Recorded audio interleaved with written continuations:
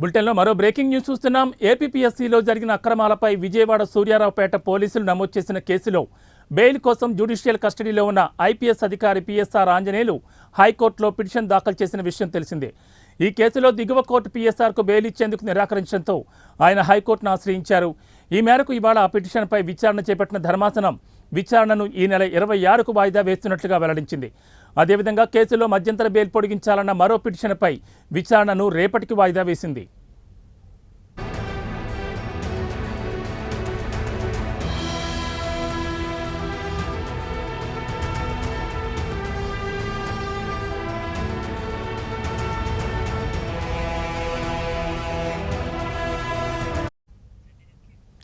కాగా విచారణలో భాగంగా హైకోర్టు ఆదేశాలకు అనుగుణంగా ఆన్సర్ షీట్ల వాల్యుయేషన్ చేపట్టామని కోర్టుకు పీఎస్ఆర్ తరపు న్యాయవాది తెలిపారు.